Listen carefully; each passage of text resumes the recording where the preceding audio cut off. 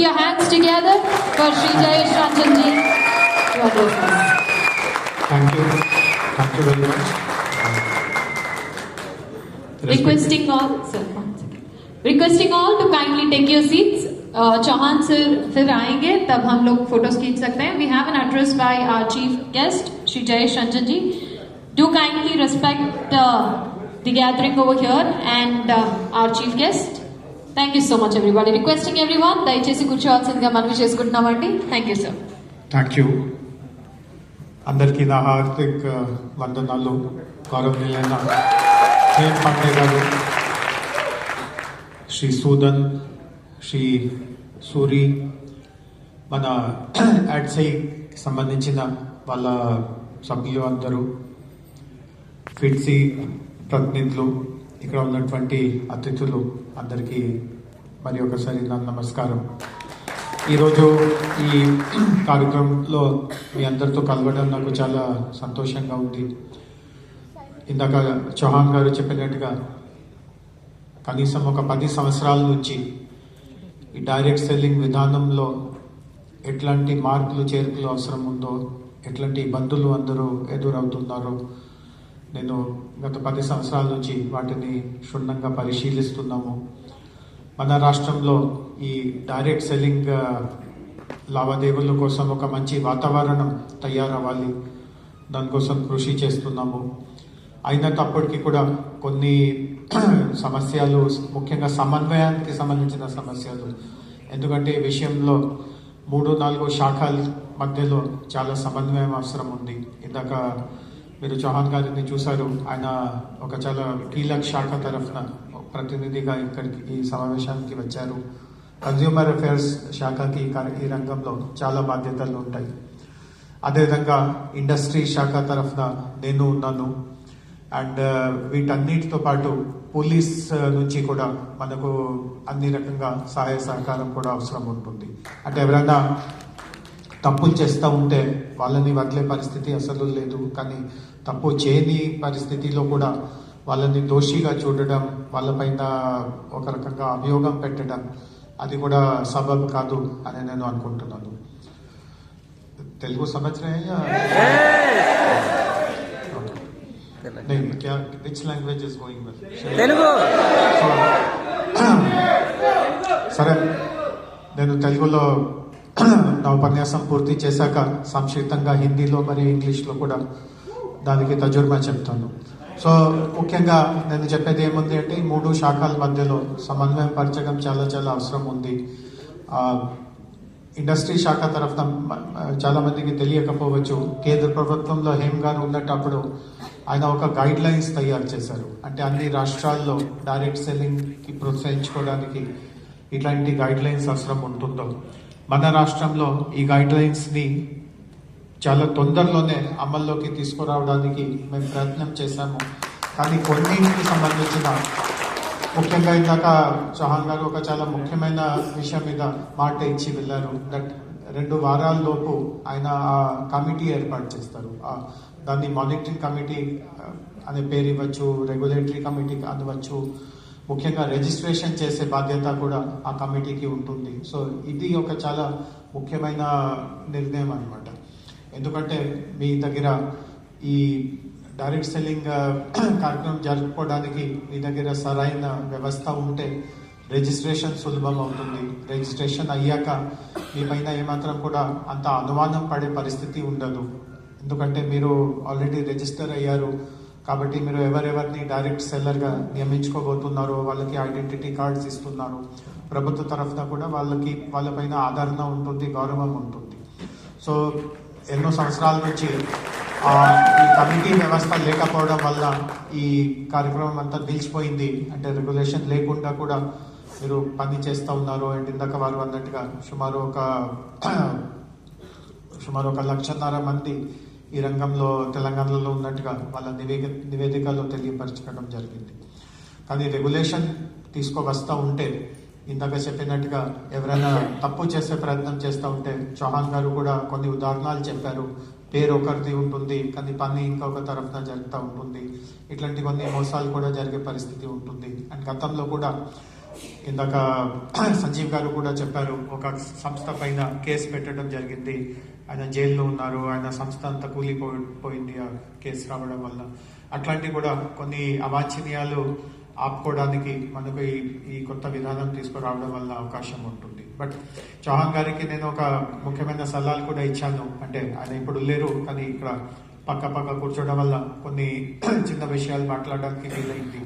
వారికి నేను ఇంకొక చాలా ముఖ్యమైన విషయం ఏం చెప్పాను అంటే, మీరు ఏది కమిటీ పెడతా ఉన్నారో అసోసియేషన్ సభ్యులని కూడా దాంట్లో చేర్పండి. అంటే దాన్ని ఒక ప్రభుత్వ సంస్థగా మారవద్దు. వాళ్ళు కూడా దాంట్లో మన ప్రతినిధులుగా ఉంటే, సభ్యుడుగా ఉంటే వాళ్ళపైన కూడా బాధ్యత పెరుగుతుంది. ఎందుకంటే అంటే ప్రభుత్వం మాత్రమే అందరిపైన నిఘా పెడుతూ ఉండాలి, ఇది కరెక్ట్ కాదు. మీలో కూడా కొంతవరకు ఆ బాధ్యత రావాలి. దట్ సరే మేము కరెక్ట్గా చేస్తూ ఉన్నాము, బట్ ఎవరైనా తప్పుగా చేస్తూ ఉంటే వాళ్ళ సమాచారం మేమే ఎందుకు ముందుకు వెళ్ళి వాళ్ళకి చెప్పకూడదు. పోలీస్కి కానీ, కన్జ్యూమర్ అఫేర్స్ శాఖ వారికి కానీ, మా ఇండస్ట్రీ శాఖ వారికి కానీ మేమే ఎందుకు ఈ విషయాల్ని బహిరంగ ఎందుకు చేయకూడదు. సో ఎవరో పోలీస్ తరఫున ఎవరో వస్తారో, వాళ్ళ దొంగల్ని పట్టేస్తారు, అంతవరకు నేను ఏం చేయము, చూస్తూ ఉంటాను, నిద్రపోతూ ఉంటాను, ఇట్లాంటి ఆలోచన ఉంటే చివరిలో మొత్తం ఈ డైరెక్ట్ సెల్లింగ్ సమాజం పైనే ఇట్లాంటి దుష్ప్రభావం వస్తుంది. సో మీలో కూడా చొరవ ఉండాలి. అండ్ దానికోసం ఈ సంస్థలో, ఈ కమిటీలో నేరుగా మీ ప్రతినిధులు ఉంటే వాళ్ళకి కూడా ఏ రూపంలో పరిస్థితి ఉంది, ఎట్లాంటి సమస్యలు వస్తూ ఉన్నాయి, పరిష్కారం ఎట్లా చేయవచ్చు, అట్లాంటి కూడా కొన్ని సలహాలు, సూచనలు, కొంత బాధ్యతలు తీసుకోవడానికి కూడా వాళ్ళకి విసులుబాట్లు అవుతుంది. సో ఇందాక వారు చెప్పినట్టుగా 2 వారాల్లో ఈ కమిటీ వస్తుంది. సో మనము ఈ కమిటీ రాగానే తదుపరి చర్యల్ని కూడా చాలా త్వరితగతిలో తీసుకురావడానికి మేము కూడా కృషి చేస్తాము. ఎన్నో సంవత్సరాల నుంచి నిలిచిపోయిన ఈ రిజిస్ట్రేషన్స్ ప్రక్రియని మొత్తట్లో ప్రారంభిస్తాము. తర్వాత ఇందాక మన సూరి గారు వారు కూడా మాట్లాడారు దట్ ఈ రంగంలో కూడా డిజిటల్ని ఉపయోగించే చాలా అవకాశం ఉంది. సో ఇప్పుడు తర్వాత మీకు ఎప్పుడైనా వీలవుతూ ఉంటే మీరు నా ఆఫీస్లో ఈ డైరెక్ట్ సెల్లింగ్ వ్యవహారం చూసే సహచరులు వత్సల గారు ఉన్నారు, వారికి కూడా మీరు కొంతసేపు అవకాశం ఇస్తే, ఇప్పుడు మన అందరికీ తెలుసు ఈ డెలివరీ చేసే ఒక కొత్త వ్యవస్థ వచ్చింది, దాన్ని గిగ్ వర్కర్స్ అంటారు. అంటే వారు పర్మనెంట్ ఎంప్లాయీస్గా ఉంటారు. స్విగ్గీ ద్వారా కానీ, అమెజాన్ ద్వారా కానీ, ఇంకొకరి ద్వారా కానీ మీరు చూస్తూ ఉంటారు. ఏదైనా డెలివరీ ఆర్డర్ చేస్తూ ఉంటే ఎవరో ఒక వ్యక్తి వచ్చి డెలివరీ చేస్తారు, కానీ వాళ్ళ ఎంప్లాయీస్ కాదు. వాళ్ళు ఎన్ని డెలివరీస్ చేస్తారు దాన్ని బట్టి వాళ్ళకి కొంత కమిషన్ వస్తుంది. అండ్ వాళ్ళు ఒకరికి సంబంధించిన డెలివరీ చేయాలి, అట్లా కూడా అనివార్యం కాదు. ఆయన దినమంతా ఊబర్ డ్రైవర్గా ఉండవచ్చు, రాత్రి స్విగ్గీ దగ్గర డెలివరీ చేయవచ్చు, ఇంకొక సందర్భంలో ఇంకొకటి చేయవచ్చు. సో అట్లాంటి వాళ్ళని గిగ్ వర్కర్స్ అంటాము. సో గిగ్ వర్కర్స్ సంక్షేమం కోసం కూడా రాష్ట్ర ప్రభుత్వం ఒక కొత్త చట్టం తీసుకువస్తూ ఉంది. సో ఆ చట్టం నిర్మాణంలో వారు కూడా ఒక గ్రూప్లో వారు కూడా ఉన్నారు. సో గిగ్ వర్కర్స్ కోసం ముఖ్యంగా వారి నుంచి తెలుసుకునే విషయం ఏముంది అంటే డిజిటల్ని ఎట్లా ఉపయోగిస్తున్నాము. So I'm just telling them, you may not be able to follow. I just told them that we're developing that digital tool for the gig workers welfare policy. So I just asked them to give you some 5 minutes opportunity for you to explain how we are using the digital platform to register all the gig workers, monitor their transactions and so on and so forth. So ఎప్పుడైనా మీ దినమంతా కార్యక్రమం ఉంది, but 5-10 నిమిషాలు వారికి కలితే వారు విడిగా అయినా lunch బ్రేక్లో కానీ ఎప్పుడైనా కానీ విడిగా వారితో కలుసుకోగలితే గిగ్ వర్కర్స్ కోసం డిజిటల్ని ఎట్లా ఉపయోగిస్తున్నాము అట్లాంటివి తెలుసుకోవడానికి మీకు అవకాశం ఉంటుంది. అండ్ అదే పద్ధతి ఇక్కడ మీరు ఉన్నారు 1.5 మంది సెల్లర్స్ ఉన్నారు. సో వాళ్ళని కూడా మనము అదే తరహాలో ఒక డిజిటల్ పద్ధతిగా మనము వాళ్ళని నమోదు చేయగలితే అప్పుడు మానిటరింగ్ చేయడం కూడా సులభం అవుతుంది. అండ్ మీరు ఇందాక వారు మాట్లాడేటప్పుడు చెప్పారు దీంట్లో ఎక్కువ మంది మహిళలు ఉంటారు, స్త్రీలు ఉంటారు. ఇంకొక ముఖ్యం చెప్పారు, చాలామంది చాలా సాధారణ కుటుంబంలో జన్మించిన వాళ్ళు ఉంటారు, కానీ వాళ్ళకి మంచి శిక్షణ ఇచ్చి వాళ్ళ నైపుణ్యాన్ని పెంపొందించి వాళ్ళలో ఒక సమాజంలో కూడా వాళ్ళ స్థాయిని పైకి తీసుకువెళ్ళడానికి, సమాజంలో వాళ్ళ గౌరవాన్ని ఎదిగించుకోవడానికి ఈ ఇండస్ట్రీ కృషి చేస్తూ ఉంది. ఇవి అన్ని చాలా హర్షణీయ విషయం. అండ్ ముఖ్యంగా ఇట్లాంటి కారణాల వల్లనే ప్రభుత్వానికి కూడా ఈ వ్యవస్థని, ఈ ఇండస్ట్రీని ఇంకా పటిష్టం చేయాలి అని మాలో కూడా అట్లాంటి ఒక సంకల్పం ఉంది. అంటే మీరు సాధారణ కుటుంబం వాళ్ళ కోసం పని చేస్తున్నారు, వాళ్ళ జీవితంలో మార్పులు తీసుకురావడానికి కృషి చేస్తున్నారు, వాళ్ళ ఆదాయం పెంచుకోవడానికి కృషి చేస్తున్నారు. సో ఇవన్నీ ఒక మంచి ఉద్దేశాలతో మీరు ముందుకు వెళ్తున్నారు. కాబట్టి ప్రభుత్వం కూడా మీరు చేస్తున్న దానికి చేయూత ఇచ్చడానికి ముందుకు వస్తుంది. బట్ నేను మళ్ళా చెప్తున్నాను, చౌహాన్ గారు కూడా చెప్పిపోయారు, నేను కూడా అదే విషయం చెప్తున్నాను. కొంతమంది చేస్తున్న తప్పుల వల్ల మొత్తం ఇండస్ట్రీ మీద ప్రమాదం వచ్చే అవకాశం ఉంది. సో చాలా జాగ్రత్తగా ఉండాలి. మన చౌహాన్ గారు కూడా పోలీస్ శాఖకి సంబంధించిన వ్యక్తి. ఇంకా గతంలో కొంతమంది పోలీస్ ఆఫీసర్స్ కూడా ఈ రంగంని చాలా లోతుగా అధ్యయనం చేసి మనీ లాండరింగ్ స్కీమ్స్ ఉంటాయి, అంటే మల్టీ లెవెల్ MLM అంటారు, multi level money laundering. So కొంతమంది పోలీస్ తరఫున జరిగిన దర్యాప్తులో ఇది కూడా తెలిసింది, డైరెక్ట్ సెల్లింగ్ని ఒక MLM కోసం ఉపయోగిస్తున్నారు. అంటే వేరే దగ్గర హవాలా ద్వారా వచ్చి సంపాదించిన డబ్బుని, నల్లధనాన్ని అంటారు, అట్లాంటి డబ్బుని దీంట్లో మళ్లించుకోవడానికి ప్రయత్నం చేస్తున్నారు. సో ఇవి అన్ని నేరం.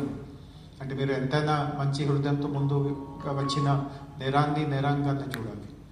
సో అందులో మీకు ఏమి సమాచారం ఉండదు, మీరు అందరూ అమాయకులు, మీకేం తెలియదు, అట్లాంటి కూడా నమ్మే విషయం కాదు.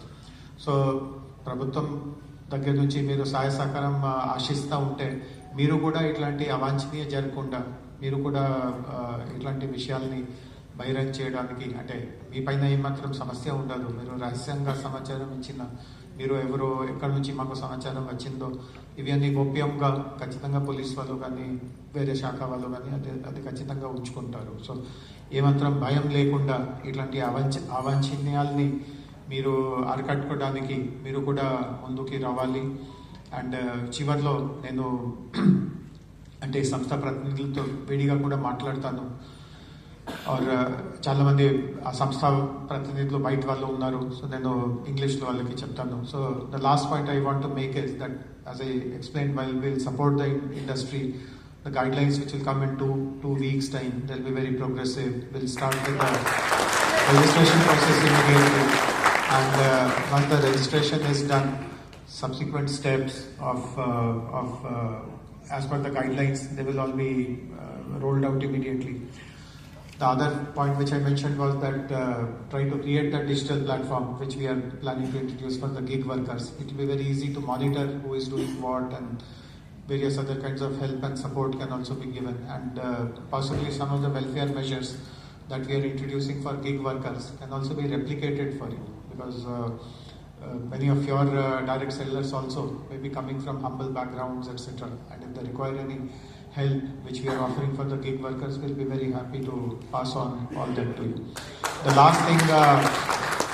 last thing which we want to tell is that one of the easiest ways to get government support the industry is to bring some investments directly into the state. I have mentioned this on umpteen occasions, but nothing much has happened.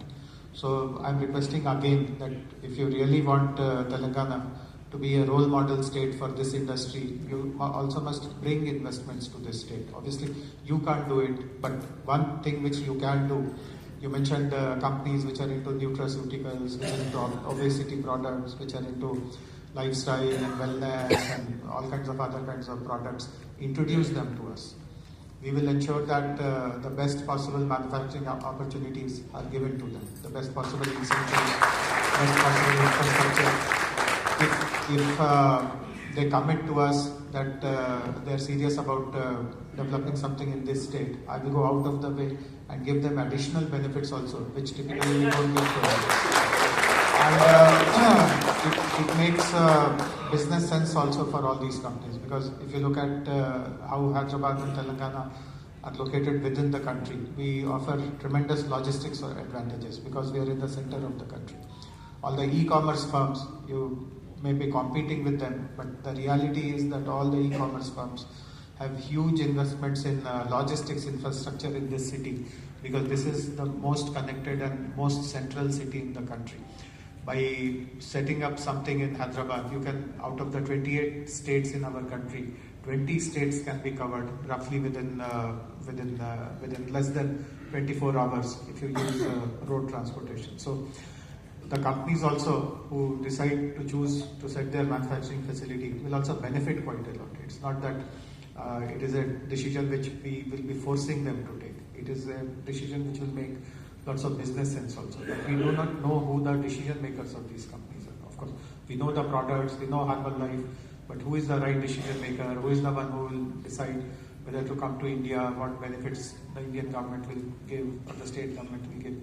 We really do not know who are these kind of people. And through your interactions, your network, if you can organize these kind of connections directly with the decision makers, we will be happy to help them and guide them, and that will strengthen our association. I mean, we can tomorrow tell that these 4 companies which have started manufacturing in Hyderabad or in Telangana were a result of the introduction which was made by the association. And therefore, tomorrow if there is any other issue also, our natural inclination will be to support the association rather than see them as some kind of a pressure group who are unnecessarily bothering us. They do nothing for us but only seek favors from us. That kind of mindset will change. So please think about it seriously. As I mentioned, this is not the first time. This is not the first time that I'm saying it. I'm speaking on this platform for the first time, but there are many other direct sellers events that I've attended. There are lots of bilateral interactions. People have come to my office. I've met them somewhere.